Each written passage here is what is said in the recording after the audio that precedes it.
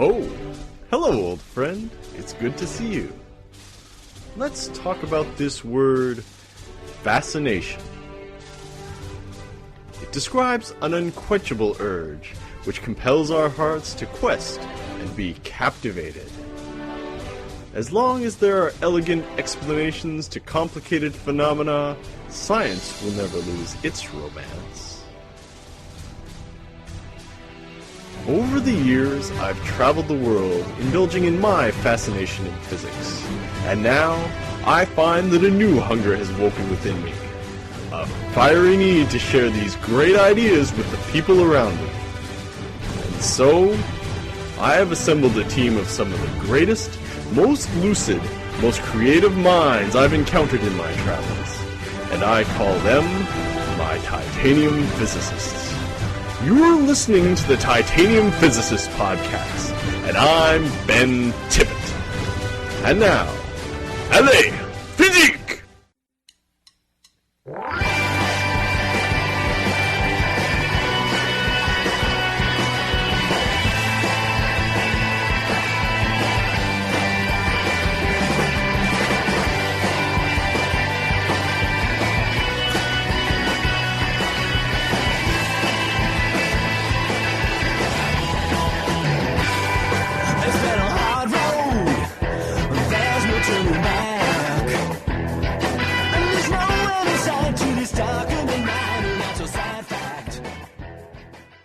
Hello, hey. Isthe, iswe, anwe, example way, ofwe, enwe, encoded way, essage may.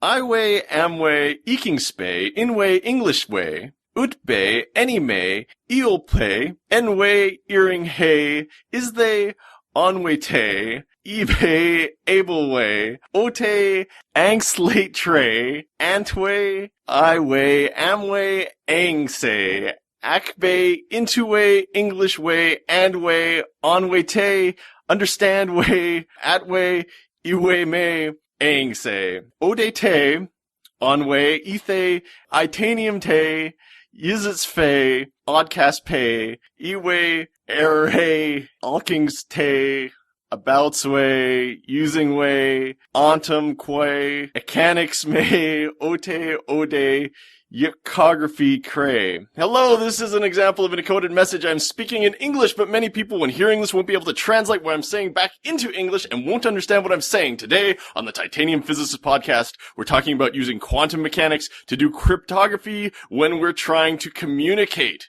Speaking of message quality, my guest today is, as far as I'm concerned, one of the most electrifying people in the Canadian media scene. For years, he was the person who explained the internet to people on the CBC and then on TVO. His show, Search Engine, ran in its various forms for 5 years. This last autumn, he started an exciting new project. It's a podcast called CANADALAND, where he analyzes and criticizes the current state of Canadian media. The Canadian media, for all of you who don't know, has somehow spent the last decade reading all of its news off a newspaper printed in 1993 about how Ralph Klein is a great guy. The CanadaLand podcast is a brilliant and interesting and infuriating. If you're a Canadian, you should probably be listening to his show. Welcome to my show, Jesse Brown! Thank you very much. A pleasure to be here. I'm super excited. So, Jesse, today I've assembled two of my finest titanium physicists. Arise, Dr. Katherine Brown. Dr. Katherine did her PhD at the University of Leeds in quantum computing, and she's currently training to be a patent attorney in the UK. And arise, Miles Steininger. Meep, meep. Miles did his undergrad with me at UBC, and he's currently the IP manager at D-Wave Systems, the quantum computer company. So let's start talking about cryptography. Jesse, do you know anything about cryptography? Yeah. It's coding things, encrypting them. PGP. I have the basic concept, but none of the guts of it. Yeah, no, if you use PGP, I mean, configuring PGP, I think, is mentally more taxing than actually thinking about the basic concepts of cryptography. Cryptography is something that lots of us have a basic understanding of. We use the words codes or ciphers. A code can be, like Ben was talking in code, he can use certain words to stand in for other words, or certain symbols to stand in for other symbols. Ciphers are when you sort of substitute letters for each other. And cryptography is usually about ciphers. And in regular cryptography, we have, various schemes of doing it. So have you heard of public key cryptography? Public key. No. No? Yes. Okay. Okay. Let's just say no. No, all right, no worries. We'll get there. But there's also a very basic form of cryptography, and that's called one-time pad. And that is a very simple form of cryptography, but it turns out that it has a very cool property, which is it's provably secure.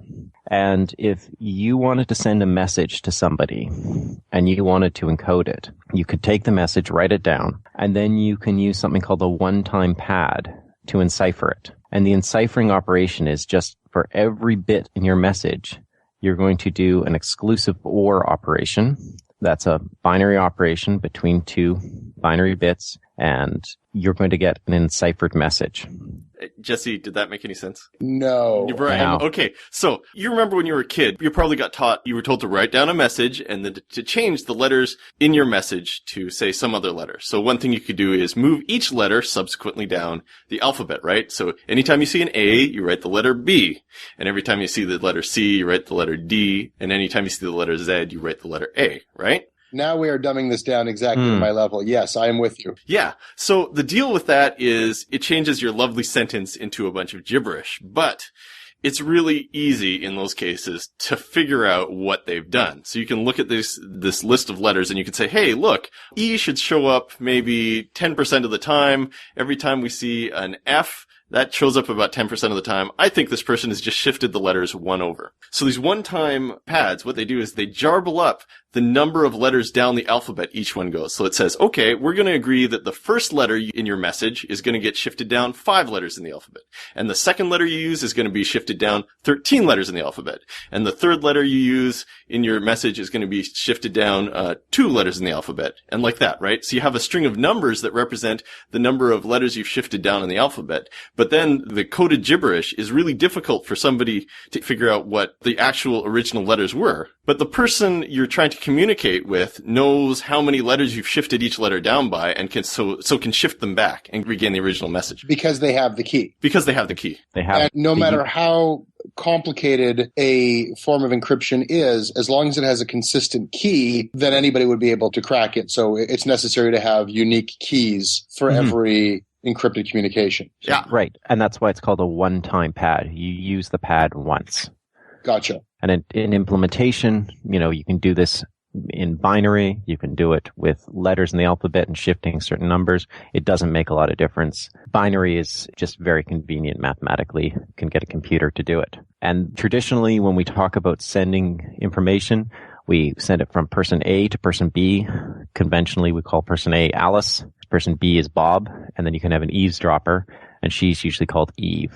And I've never worked out why the eavesdropper is a female, but that's just convention. Eve is short for eavesdropper. I know, but It could have been Eve, like YVE. So this is obviously.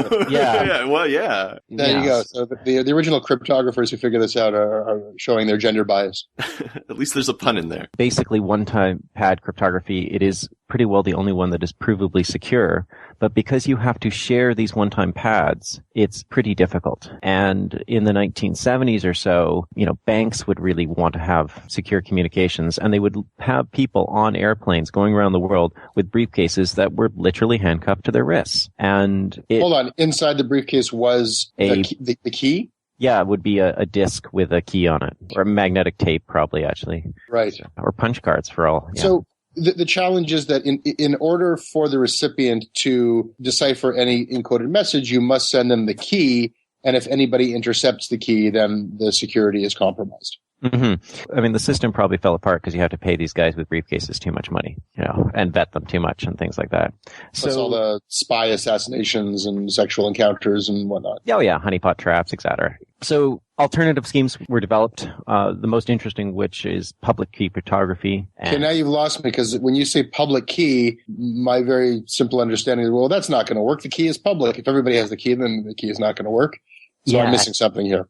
Yeah, well, no, you're not. I mean, it's absolutely true. The key is public, but it still works. The key that is private is never shared. Jesse, if I wanted to send you a message, it's no more difficult than looking up Jesse Brown, finding out what your public key is, using it to encode a message, sending it to you, and then you use your private key, which is paired to your public key, to decode it. And that's public key cryptography. I see. Okay. And, how does it work? If you want a very simple introduction to it, there's a book by Simon Singh, a very good science journalist in the UK. It basically works on the notion that you have mathematical operations that to do it in one way is very, very easy, and then to do the inverse is very, very difficult. Are you any good at long division?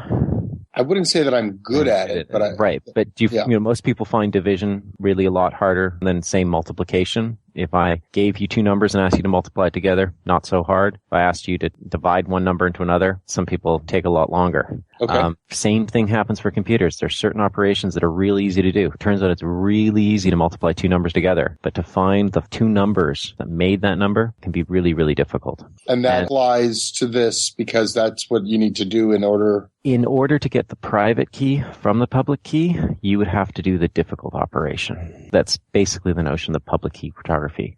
It relies on the notion that there's something that's really hard to do, and that's how it secures it. You say it works, but not provably so? What does that mean? Everybody believes it's sufficiently hard to do, but nobody can prove that it's impossible. If I sent you a message encoded with a one-time pad and somebody intercepted it, they would know how long the message was, but anything else would be gibberish to them because there's no way to figure out which letter got transposed to which letter. Right. With this one, there would be a way to figure out what the private key is using the public key, but the deal is that it would take a regular computer, even a supercomputer, so long to do it that it's essentially secure. It's like, imagine like a lock pick. This is a lock that you can pick. It would just take you 17 years to pick this lock, and by that time the security guard in the bank's going to come wandering around and say, hey, what are you doing with the lockpick there? Even with the processors getting stronger and more complicated and powerful all the time, no one has demonstrated the ability to crack this. Not with a regular computer. When they came up with the scheme in the late 70s, they showed that even if basically the problem grows exponentially hard, and therefore you could make an assumption that if you were interested in securing a message for, say, 25 years, this was an appropriate scheme. So how can my private key then get compromised? You could use potentially a device that does not exist, which is a gate model quantum computer, and run an algorithm developed in the mid-90s and potentially in a reasonable amount of time find your private key from the public key. There's a lot of interest in quantum computing, but it's all motivated by this algorithm, and it was developed by Peter Shor. And when you say quantum computing, I'm just picturing a really, really good computer. Is that... Quantum computers differ from regular... The thing you need to know about quantum computers is regular computers can do one computation at a time, and they can do it really, really fast, but they can only kind of explore one possibility at a time. So we were saying that it has to do with kind of like factoring a large number. So if we say, hey, you can get the number 15 by multiplying two prime numbers together. Find those prime numbers. To figure out what that is, you have to go through all the possibilities. You can be like, okay, can I get 15 by multiplying 2 with any number? So 2 times 3 is 6. No. 2 times 4 is 8. No. 2 times 5 is 10. No. And just going through all the different possibilities until you find one. And that's why it takes so much time, because you start out with a really, really big number, and they ask you to find the two prime numbers that multiply together to make it, and it just takes forever. Quantum computers do all of the different calculations at once. Right. Okay. It's like it turns into 1,000 million different computers, and then so one of them is going to figure out what the answer is in a reasonable amount of time. We're on the brink of developing better and better quantum computers. So maybe in the future, one of these quantum computers will get developed, and then suddenly all of the secure transactions that we do over the internet will be compromised, because using the public key, anybody can figure out our private key using one of these weird quantum computers. Yeah, so the deal is that physicists have come up with a method to use quantum mechanics to create and communicate a one-time pad between two people that can't get intercepted. But to understand how we can do that, you need to understand some of the basic properties of quantum mechanics. Oh, great. Yeah, I know, right? So quantum mechanics, it was developed in the early 20th century. After we discovered that everything was made out of atoms, we started figuring out the properties of these atoms, how they move, how they interact with each other. The very earliest models imagined that atoms were these like little billiard balls that would like fly together, and if they hit each other, they would clink and bounce off each other like a game of pool or something. But the deal is that over the course of the earlier years in the 20th century, and ever since we've been doing research on it, it turns out that the rules governing the universe at its smallest scale, so atoms, the binding forces between atoms and the binding forces of the things that make up atoms, are governed by a set of rules called quantum mechanics that are really bananas. They don't really make too much sense in terms of classical physics. Sometimes, in this case, the billiard balls will pass right through each other and not hit each other. Weird stuff. But the deal is that a whole bunch of new physical principles have emerged at these smallest scales that we can use to essentially do cryptography. And the first property of quantum systems is something called entanglement. And the deal is that you might have heard of, say, the conservation of mass, that says that, in any physical system, the total mass of the system has to stay the same, right? Okay, yeah. So there are various conservation laws that govern the universe. One of them is, say, conservation of electric charge. So if you want to make something that has positive electric charge, if you want to build a particle or get a particle that has positive electric charge, you're going to make part of the system have a negative electric charge to compensate for it. So similarly, there are things involving, say, the spin of a particle. If you make a particle with a spin going one way, you have to make another particle spinning the opposite way. And let's say you smash two things together really heavily, a particle comes out of it that's spinning upwards. You'll need to make simultaneously another particle that's spinning down. But you might capture those two particles. You don't know which one is spinning up and which one is spinning downwards unless you check. And until you check, all you know about the system is that one of these particles is doing the opposite of what the other one is doing. This system is called entanglement. When you know that one part of the system has to do the opposite of what the other part of the system is doing, that's called an entangled system. And you can do a whole bunch of really clever things with entangled particles. But I like to imagine it in terms of like lunch boxes. So you got a mom, right? And your mom makes your lunch for you. Presumably. You and your sister, you're both 7. Your sister's about to go off to Spain or something, and she's made you and your sister lunches. And you looked at the kitchen counter that morning, and you saw that there was a red apple and a yellow apple. And you know that your mother put one red apple in one lunchbox, the yellow apple in the other lunchbox. You're not sure which is which. Then you would say that those two lunchboxes, metaphorically, they're entangled with each other. They both can't have red apples in them. They both can't have yellow apples in them. So if you open your lunchbox, even if your sister's off in Spain, if you open your lunchbox and it has a red apple, you know that her lunchbox has a yellow apple in it. You dig? I do. It's about inference. Yeah. So entanglement's really neat because it lets you infer what's going on in a system that's, potentially really far away from you without any new information based on what's happening in the system in front of you. You open up your lunchbox, you say, hey, my particle is spinning upwards, so I know that the particle in her lunchbox must be spinning downwards. Yep.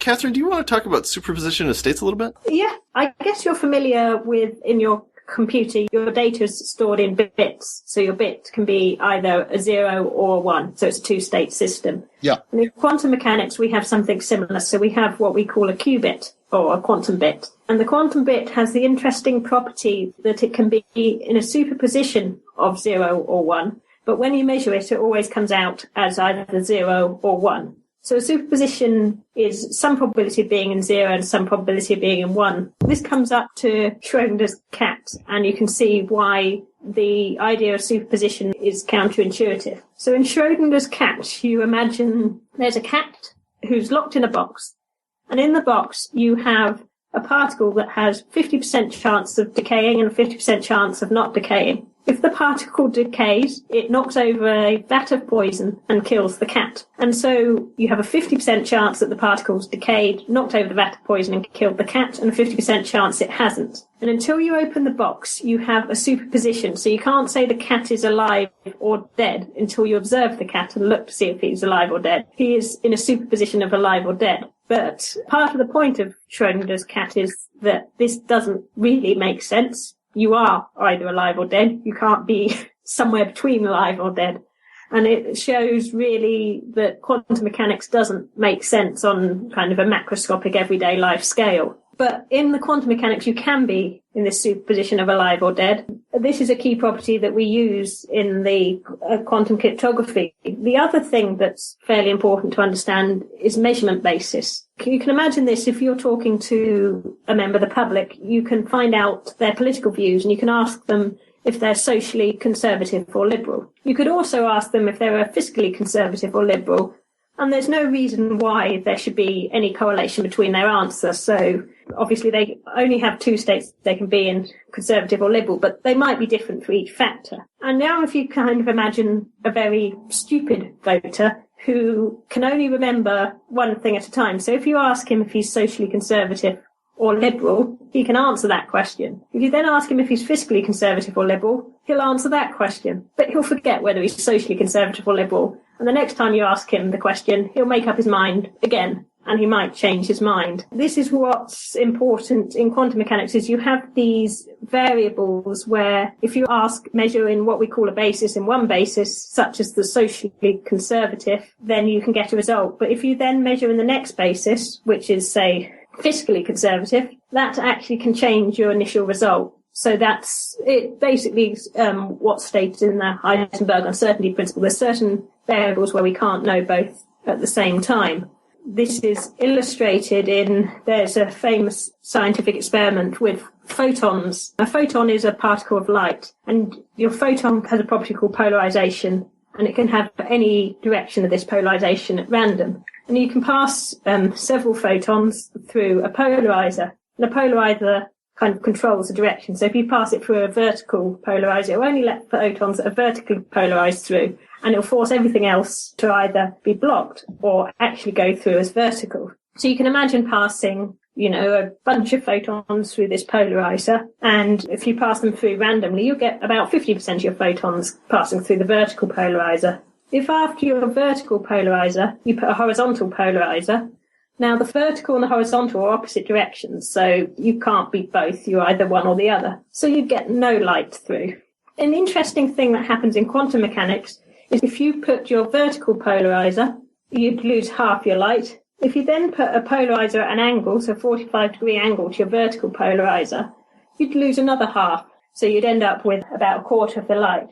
You could then put in a horizontal polarizer, and you'd lose another half again, getting down to an eighth. But adding this extra polarizer actually increases the amount of light you'd get out between the horizontal and vertical polarizers. So putting this extra one in increases the amount of light you get out. And that's because these bases can't be measured at the same time. You can't measure whether it's horizontal, vertical, or 45 degrees at the same time. And that's quite key to understanding the quantum cryptography, because it helps us understand why we can detect when there's an eavesdropper. So the deal is, you got your two people, Alice and Bob, and they live down the street from one another, okay?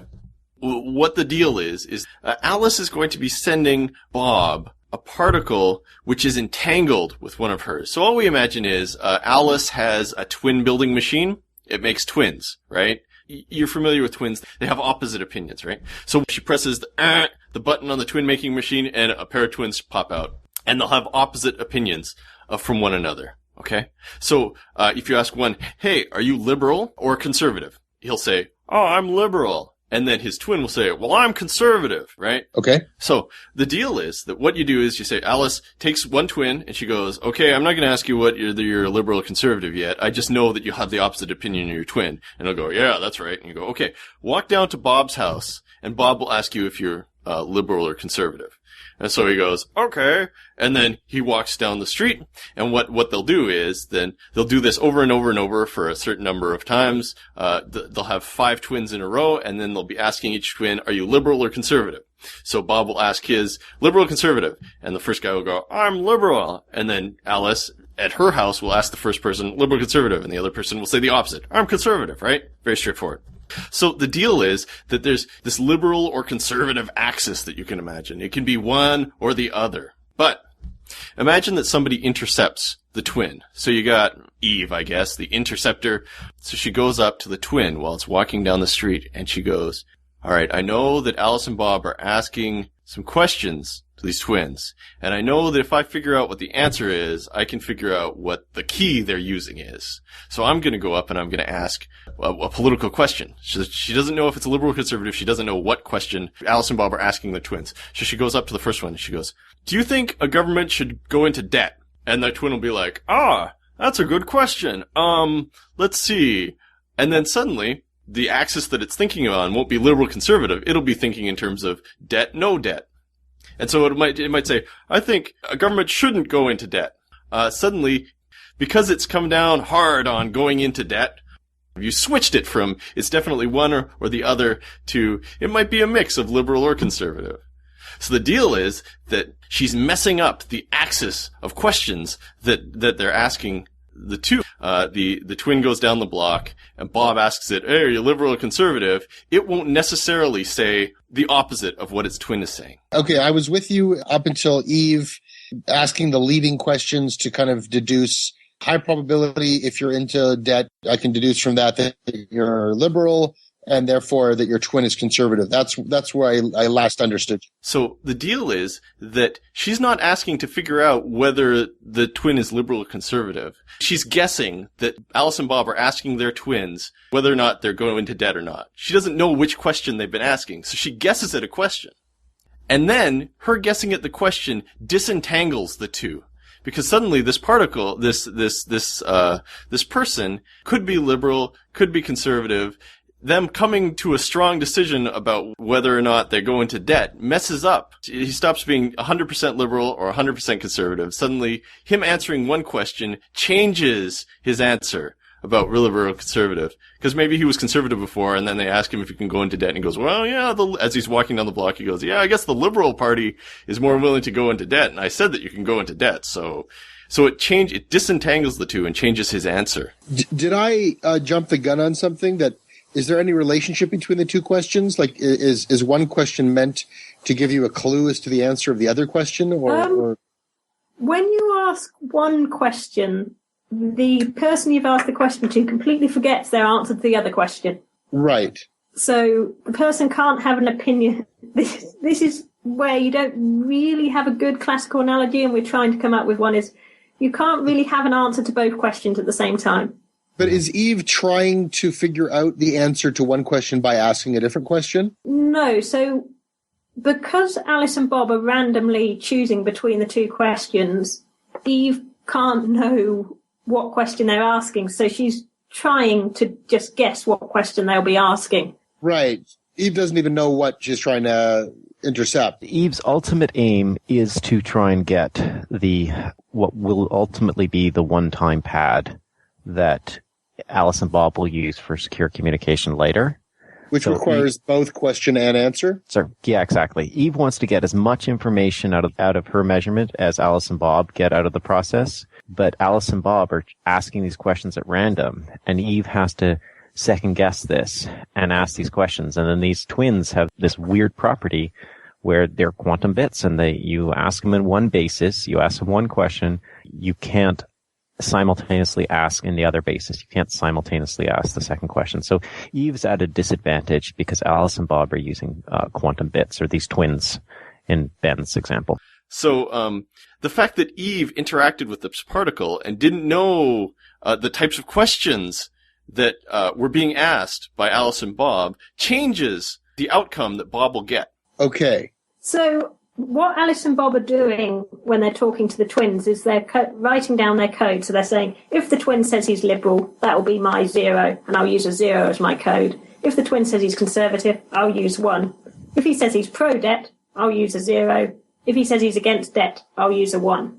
Yeah. So their code is, the code that they're sharing is the twins' answers to the questions. Yeah, so Eve intercepting it scrambles up what the answer is going to be that Bob gets on his end. Right, okay. So it was before, when they were entangled, if Bob got a 1, Alice would get a 0. If Bob got a 0, Alice would get a 1. But suddenly, because Eve went in and asked them leading questions, suddenly they don't know what they are once they arrive at Bob's house. So when Bob asks them, he might get a 1, and Alice might have get a 1. Or they might both get a 0. They won't match anymore. So the rub being that the act of, or the attempt at interception can scramble the encryption itself. Yep. Mm-hmm. And one of these protocols for doing this is called BB84.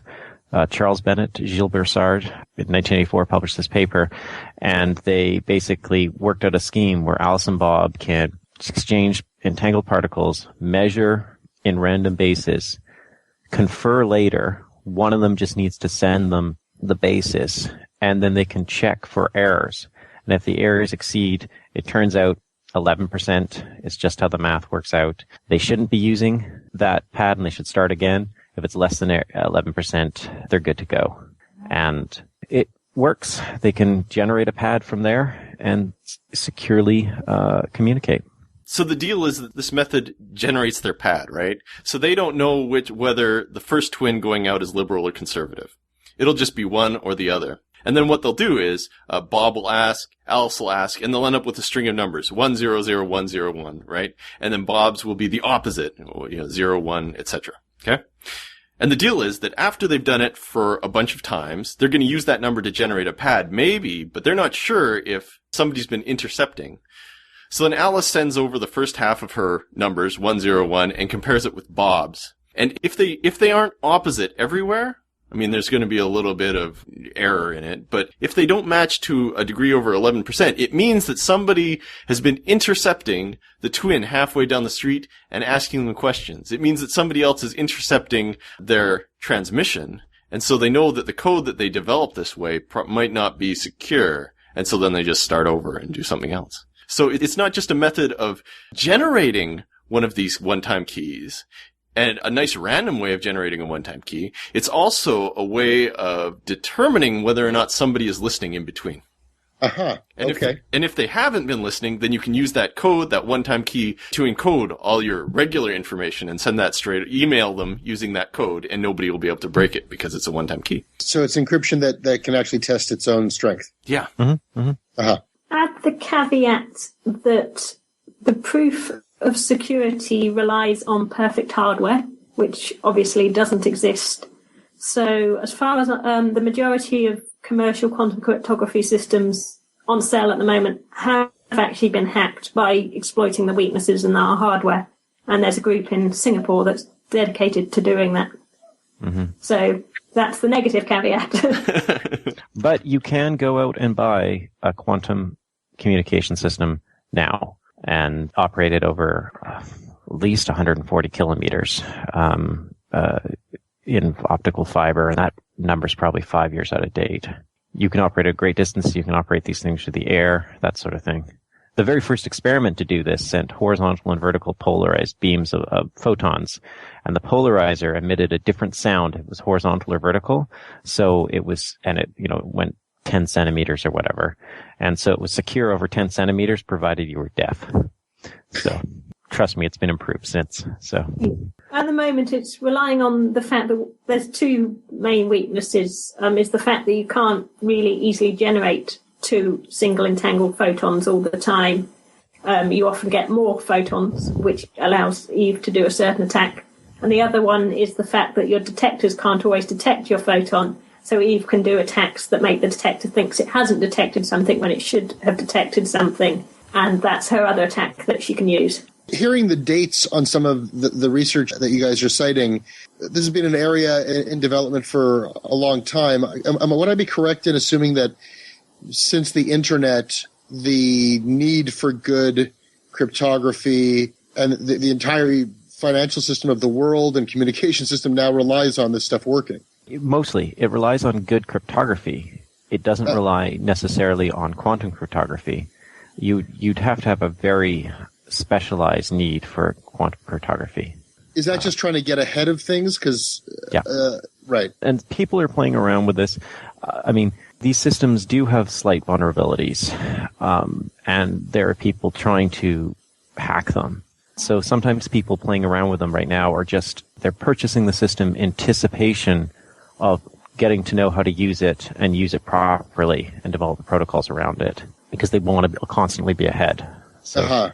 You have to take into account these people are hacking the system so they know the weaknesses so that they're not in there anymore. They're not hacking a commercial communication. They're setting up their own communication and hacking it in the lab. So they're communicating in the lab and hacking it at the same time. Sure. But they are there commercially. You could go out if you had enough money and buy one tomorrow. So they are very much on the market now. But as you say, you need a specialist system because you both need your little quantum channel between you.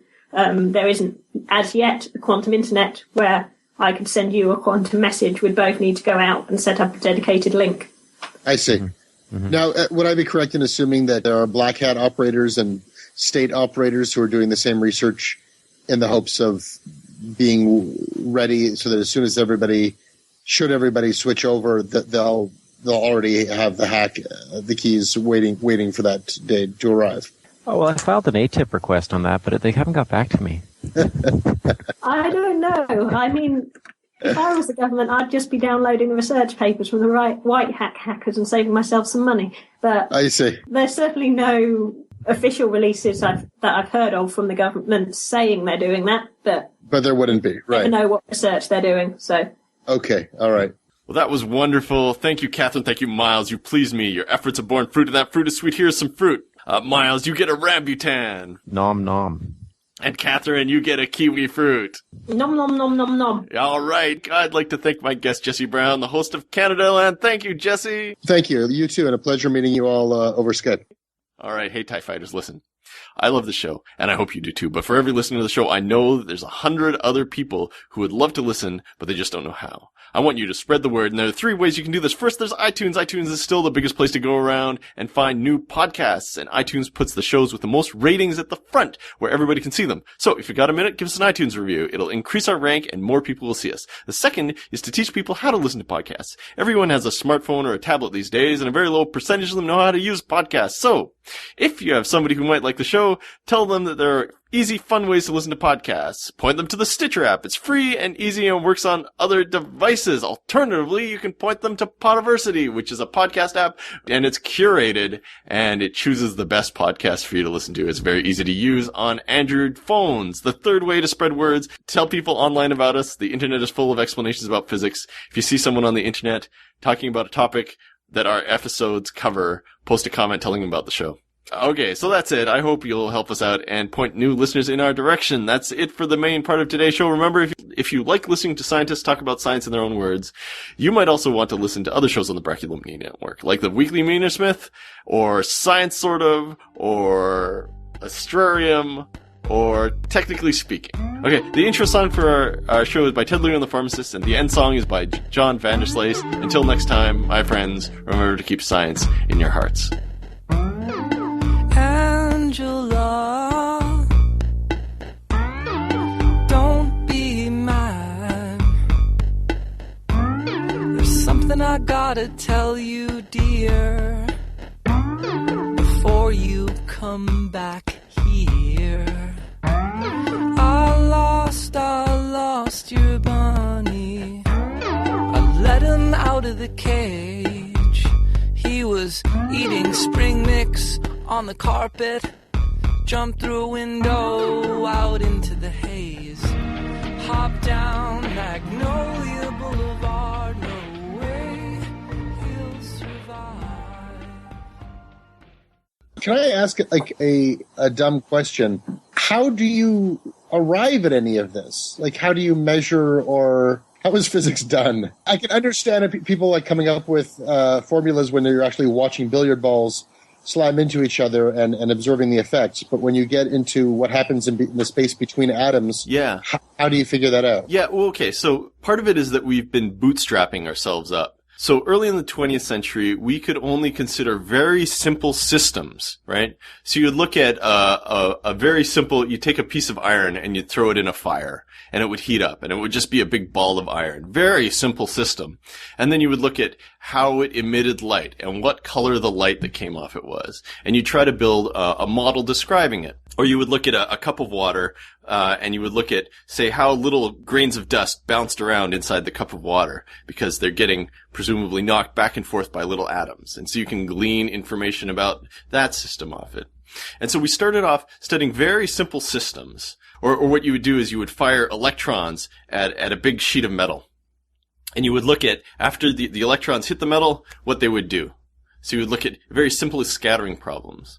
And so from that, you develop a system of, laws. That was a huge leap from the dust in the glass in the water. But all right. Yeah, well, I mean, they discovered, just shoot some electrons. Okay. Yeah, I mean, they discovered radiation around that time, and so they were like, hey, we know that little really fast moving particles are moving off this. Let's see what happens when it bounces into this other thing. And so what happened is technology has kind of been bootstrapping our way through this. We'll develop a set of technologies that will let us study nature at some scale, at some energy, say, and then we'll develop laws, and those laws will let us develop slightly better technology, like the transistor, right? And then your technology will get better, and you can fire smaller particles at each other at higher speeds, and you can develop technology that kind of senses where the particles go. The deal is that over time we've come up with better and better ways of seeing where the particles go, how fast they're moving, and better schemes for firing particles at each other. So the answer isn't simple. It's changed over the years. Like earliest 20th century, there was a lot of you'd have to do an experiment and look at really subtle things to deduce what's going on the inside. And now we have the capacity to fire really heavy objects at each other and smash them together and see what comes out. And we have really complicated detectors. You've seen the photographs from the CERN particle detector, right? Yes. The Large Hadron Collider, right? There's that big octagonal shaped, it looks like a giant pencil sharpener, right? Yeah. That thing is to see what happens when you fire two nuclei get fired. They have a ton of energy. They get accelerated and they smash into each other. Tiny little effect. That big giant octagonal thing is just to measure what happens when two of these nuclei smash together. So the answer isn't subtle, and it's not simple. It's kind of technology has marched in progress with our ability to study these things. There's no simple answer to your question. No, that's helpful. Thank you. Yeah. Right. I mean, it's not like we're just imagining it, and there's experiments going on. The theories get bootstrapped along with the ability to do measurements, and then our technology gets increased by our theoretical understanding of nature. So, Gotcha. Do you know anything about quantum mechanics, Jesse? I do not. No. Okay, that's fine.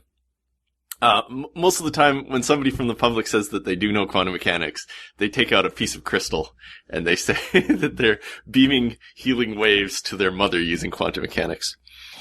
I mean, I do. I am surrounded by my crystals, and I am using them to beam waves to my mother. But no, I don't know. Yeah. Well, then you do know some quantum mechanics. Oh, good. Okay. Fantastic. Oh, awesome. Okay, so. And PGP, that's pretty good privacy. That's what people use to protect their email.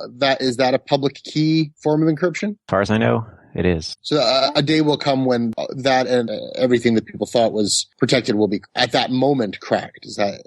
Yeah, but don't forget, you'd have to spend a lot of money. So potentially somebody could do it, but how likely is it somebody going to go back 25 years to crack someone's personal email? You do design crypto systems such that you say, I want this protectable, and then you consider for how long. And PGP is vulnerable to future attack if someone had a quantum computer. I'm just thinking of this in terms of when journalists get their hands on, like an access to information request finally comes through or something is released into the public domain, and there's not going to be some magic day when troves of secret information and private information suddenly becomes public. Not in the sense that, like the British, they wait a certain amount of time, the 25 years, and they release the secrecy orders and things like that.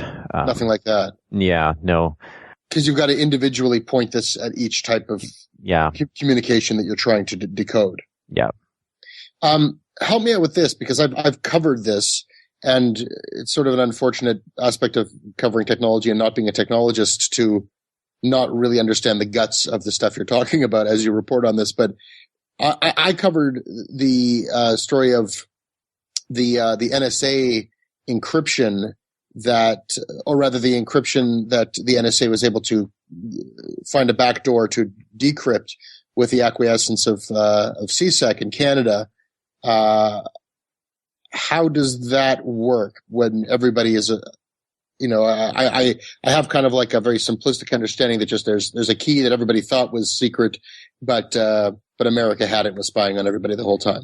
Yeah, that is, sorry, I shouldn't say yeah. Yes. As far as I understand, that related to something called elliptic curve cryptography, which basically has this notion of a pretty good one-way function, that it's pretty hard to work to compute in one direction, but easy to compute in another. How that actually played into the NSA having a backdoor, basically they would have either access to or knowledge of the private key. So they may actually have known the private keys, or they may have had a scheme which was just easier to find the private key. Elliptic curve cryptography is very complicated, And one could imagine actually them proposing a set of protocols for elliptic cryptography in which recovering the private key was not as hard as people would have hoped it to be. And when I say people, the people securing the message would have hoped it to be. So, had they been using one-time pad encryption, would they have avoided decryption from the NSA? Yes. You would have had to have gone to physical means to actually get the message, breaking into the black bag jobs, breaking into places and stuff like that. So why are like international standards organizations and countries constantly developing new encryption schemes if the possibility of some backdoor access is there when they've got a perfectly good solution in one-time pad? I personally think that public key cryptography is a wonderful tool. And I work for a company that develops quantum computers, D-Wave systems, and so I personally feel that the rate at which quantum computers will be developed is so slow that you can always increase the key length for public key cryptography such that anybody's messages will be secure. I would secure my own personal. I use internet banking. I'm securing my own financial information through public key cryptography. I would secure my own health information, and I would trust dissidents in, a country organizing a revolution against a dictator to use public key cryptography. You can make the keys length so long that you have to have a very large supercomputer working for about the age of the universe to crack them. You can always, and to make a quantum computer just a little bit bigger takes billions of dollars. To make a key just a little longer takes, it's trivial. So when so this is the difference between 64-bit and 128-bit. Yeah, it's just a longer string is the key.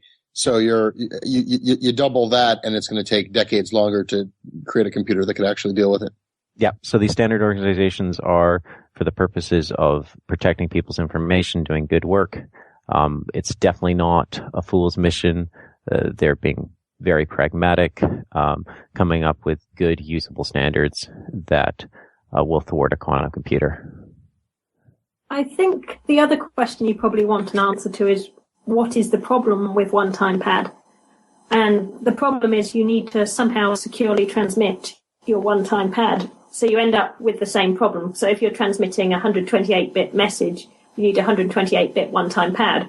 So that you've got to transmit your 128-bit message securely, you need to transmit another 128-bit message securely. So the problem is you get back to your original difficulty. You have to somehow transmit your one-time pad securely, which, if you don't have a way of doing that, is the same problem as transmitting your message securely. Right. Okay, so that explains it. Thank you.